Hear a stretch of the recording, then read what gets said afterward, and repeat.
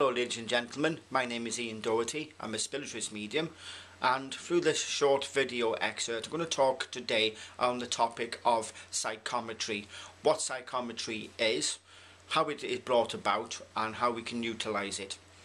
Firstly, what is psychometry? Well, firstly, it's taken from the Greek words psychic, in this case spelled P-S-C-H-I-C, meaning soul, and the word metron, meaning measure, so we can understand that as a measurement of the soul.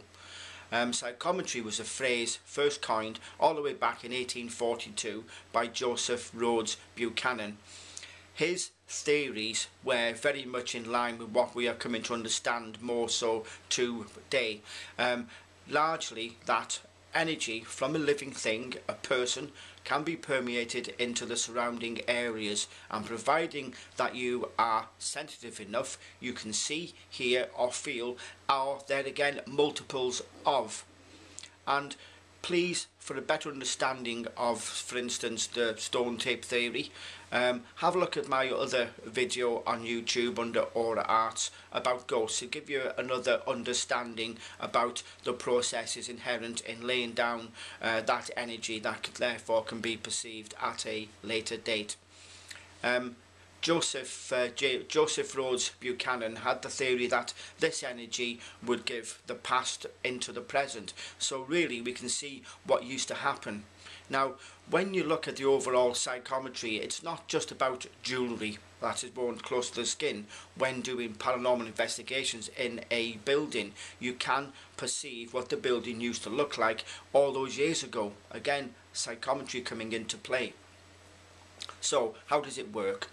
Well, it works because of living people. They have an energy referred to as the aura or the auric field, which is permanently radiating away from the physical body, and over a period of time will have an effect on its surroundings. It permeates, it seeps into the fabrics of the building, whether it's wood or stone. And as mentioned, if you're sensitive enough to do so, you will see, hear or feel, and then again multiples of. Now, how can it be utilised? Well, firstly, people associate psychometry with the reading of objects, normally jewellery. The reason for this is that jewellery have been worn for a long time and they are close to the skin of that person. So therefore, over the period of time, that person's personality, character, illness, mood swings, however you name it, have over a period of time seeped into that object and can be picked up very much in the same way as a person sensitive enough to do so.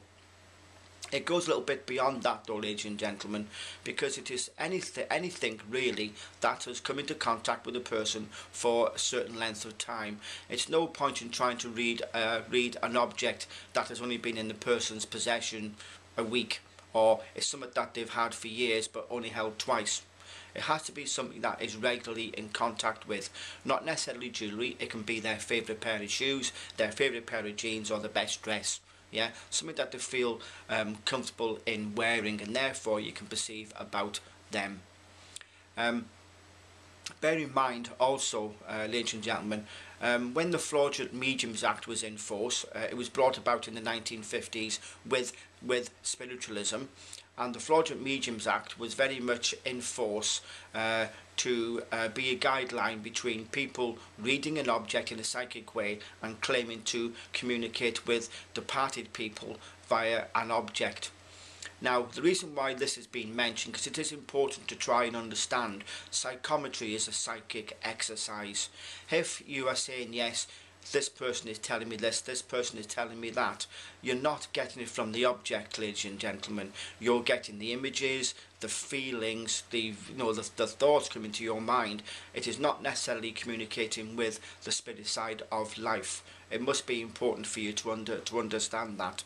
What can be gleaned, however, and largely dependent on how you yourself work, you can get a glimpse of what the person looked like who once owned this article, or indeed who still owns this article.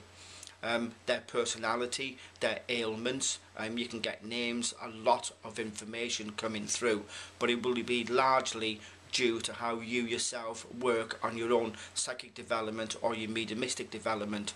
Psychometry, an object communicate with a departed person, isn't necessarily, because you use your mind and you talk to them that way.